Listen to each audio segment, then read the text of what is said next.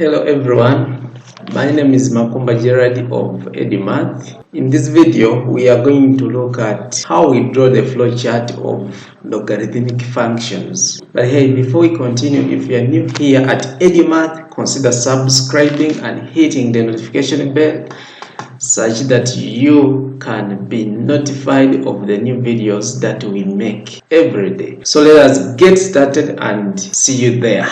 Flowcharts of logarithmic functions. Let's have an example. So our example is right here. First part, they need us to show that the iterative formula based on Newton-Raphson's method for finding the natural logarithm of a number n is given by this formula. Part B, they need us to draw the flowchart, and this is majorly what we are interested in. How to derive this, we are going to do it, but then I'm going to link more videos in the cards which look at Newton-Raphson's method. So let's get started by first of all deriving this formula, then we shall come back to how we draw the flowchart. So they need us here to find the formula for finding the natural logarithm of a number n. So I'm just going to say let the natural logarithm of a number capital N be equal to x. Next step, I'm going to exponentiate on both sides such that I will have exponential in capital N is equal to exponential x. So this side will remain with the capital N being equal to exponential. So when we bring this n from here to cross this side, we shall have exponential x minus capital N giving us 0. Then so the next step is to say let fx be equal to 0. We are going to be basing on the Newton-Raphson's formula. We know that from Newton-Raphson formula, xn plus 1 is equal to xn minus fxn divided by f derivative xn. So this is the Newton-Raphson's formula. Our task is to find fxn and f derivative xn. So if we have said let fx be equal to 0, this implies that this fx is as well being equal to exponential x minus capital N because everything is equal to 0 there. So from here we go ahead and discretize this. We shall have to get fxn. Putting that subscript n means you are discretizing it, you're making it a constant. So we shall have exponential xn minus capital N, making it a constant in such a way that you are evaluating it at a certain point where n is a specific number. So we are to get f derivative xn, f derivative xn. So for that case, we differentiate the continuous function here. So we shall have f derivative of x. When you differentiate exponential x, you get exponential x. This n here is a constant. Differentiating a constant, we get 0. So next we are going to, this here is a continuous function. We are now going to discretize it. So we shall have f derivative xn being equal to exponential xn. So we have this, we have that.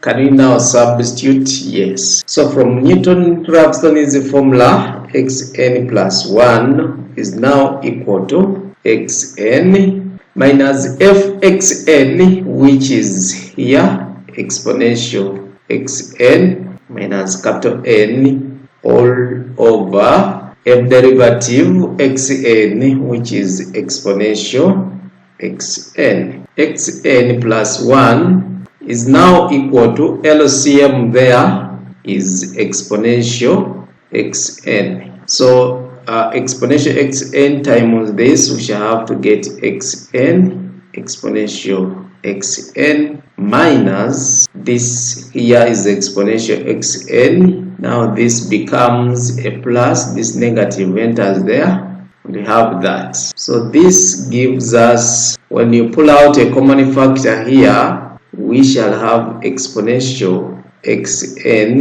into bracket xn minus 1. Exponential xn is out, plus capital N there, everything divided by exponential xn. So this here is xn plus 1. Let us check on the formula that was required to be derived. Is it the one? Let us see. Exponential xn. Yes, you can see this here is the formula that was required of us to be derived, where smaller n is assigned integral values 0, 1, 2, 3, and so many others. So we are done showing that the Newton's Raphson formula for solving the natural logarithm of a number. So next we are required to draw a flowchart here in part B. Let us see the steps of drawing the flowchart. Now our flowchart reads a number capital N and the initial approximation x naught. Then it should compute and print the natural logarithm of a number n to 2 decimal places. 2 decimal places are very important here in this question because they decide whether we should continue running the flowchart or we stop. So let's interpret 2 decimal places. 2 decimal places will imply the maximum error being equal to a half times 10 power negative 2. So this here is 0.005 when you happen to simplify that. So next I'm going to start drawing my flowchart here. We always start. So this here is going to compose of the start. We shall move down. So the first thing to do after you have started is to assign smaller n a value which is 0. So this is going to happen in the assignment box. It should be a rectangle. So smaller n here is equal to 0. Then what follows next is got from the question here. This flowchart should read number n and the initial approximation x naught of the root. So reading is a command, and the command here in the flowchart are just represented in the parallelogram. So we are going to read a number capital N and x naught as we move down. So what is the use of reading that? Let's go to still our question here. This flowchart computes and prints the natural logarithm to 2 decimal places. So this formula is the one which gives us the natural logarithm of a number, right? So the next step is we are going to create the arithmetic box. We are going to compute the natural logarithm of that number using this formula. So we bring in the arithmetic box. So within the arithmetic box we have the formula which is going to be used to compute the natural logarithm of a number as the question is requiring us to do. So the next step is, remember, we have been given x naught, alright, we have capital N. So the next step is computing xn plus 1. After computing xn plus 1, before you continue, we always check for the error, and that's the next thing which we are going to look at. And the error helps us to decide whether to continue or we stop. So that means you're going to have the decision box coming in. So this here is our decision box, and within the decision box we are going to check on the error. So before we continue, is xn plus 1 minus xn less than or equal to the error, the maximum possible error, which is 0.005. It should be in the question form, and the answers to this question are either yes or no.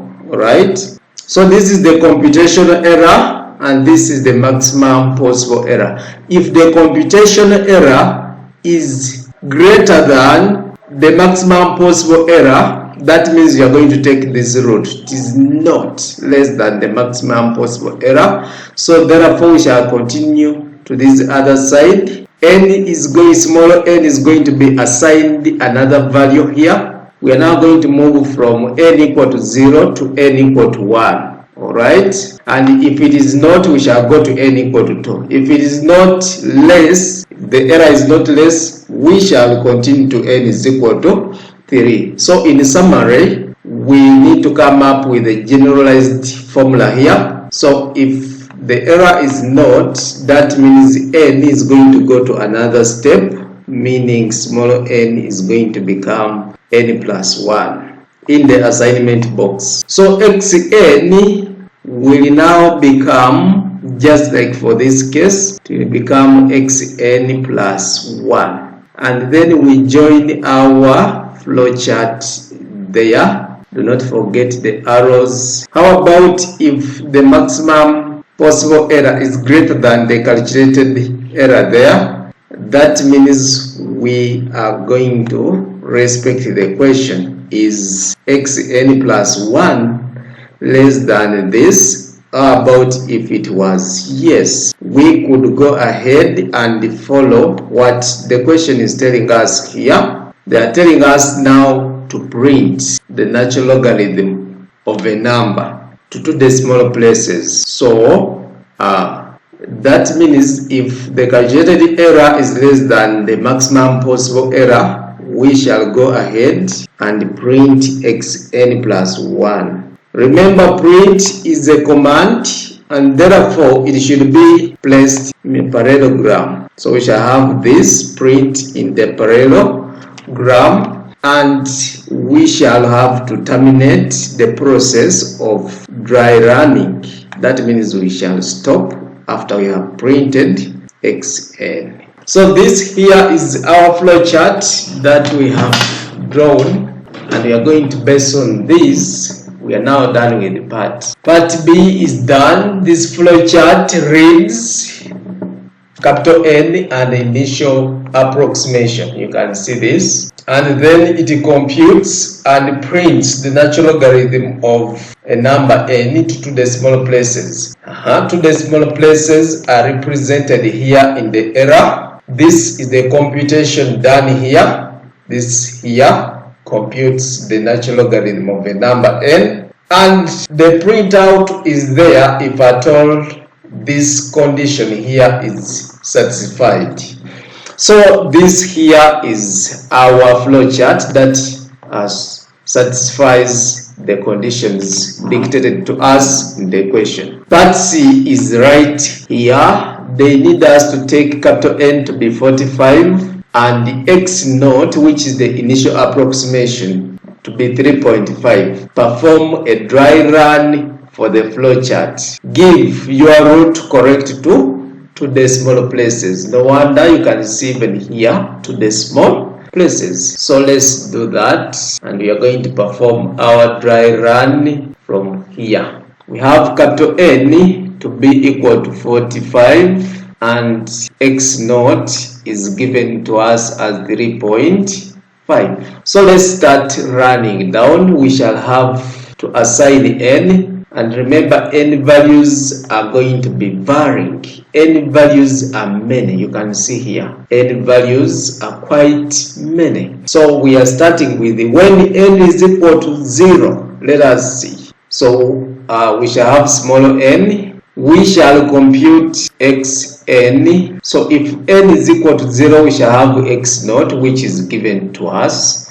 We shall now base on this. Capital N is given, so we shall base on this to calculate xn plus 1. Right after this, we shall have to compute the error, which is the magnitude of xn plus 1 minus xn. So those are the 4 columns that we are going to have in the table. So when smaller n is equal to 0, we shall have here small we shall have x naught, but x naught is 3.5. Alright, we have started moving. Capital N is 45 and it is appearing once. So we get our calculator and we compute xn plus 1 from this box here. So fixing our calculator to 4 dps, xn plus 1, when you compute, it is going to be 3.8589. Right, so this is xn plus 1 and this here is xn. Let's get the error. So shall have to get 3.8589 minus 3.5. The error becomes 0.3589. So we are done with computing here. So the next thing is the computed error less than the maximum possible error, which is 0.05. Here you can clearly see that this value is bigger than 0.05. So we proceed. Smaller n becomes, we add here a 1 to make 1 here. And the xn, this xn now becomes xn plus 1. So this comes here and you have 3.8589. So next we have this value n. We have xn. N is 1. We have assigned the n to be equal to 1 because the error was bigger than the maximum possible error. And now we are moving up. This comes here. So again we compute in the position of xn. Let's plant there this. So when you put 3.8589 in here, we shall have to get xn plus 1 becoming 3.8080. Let's check on the error. This minus that, 0.0509. So this is the error we are done with. Is this computed error less than the maximum possible error as dictated by the question? Till this computed error is very big, so that means we have to continue this side. Smaller n becomes now 2. We are going to add here a 1 to become a 2.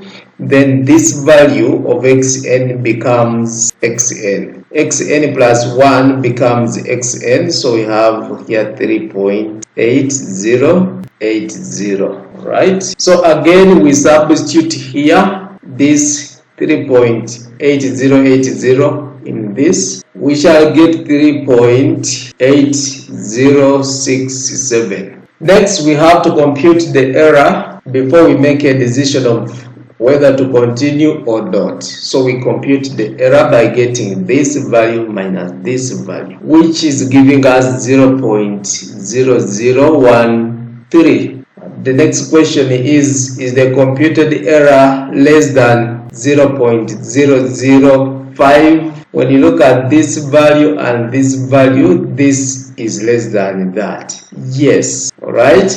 That means we have to print and we have to close our table from this point here. So yes, the computed error is less than the maximum possible error. So xn here plus 1 becomes 3.8067. Okay, but this wasn't the purpose of our flowchart. The purpose of the flowchart is right here in the question. It prints and computes the natural logarithm of a number n, which n this time around it is 45. So we make a conclusion and say the natural logarithm of 45 is now equal to, they needed this to 2 decimal places, 3.812 decimal places. So this is where we end with this question here. So having reached the end of this solution, I have prepared one question at the end of the video here, which you are going to try.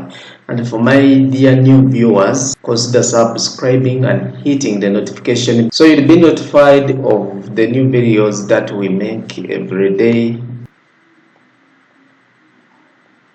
So our tryout question is right here. Let's give it a trial and keep on recommending the channel to your friends, and encourage your friends to also recommend the channel to their friends. Alright, we have now come to the end of this lesson in this video, and I wish to see you in the next video. Thank you very much, and God bless you.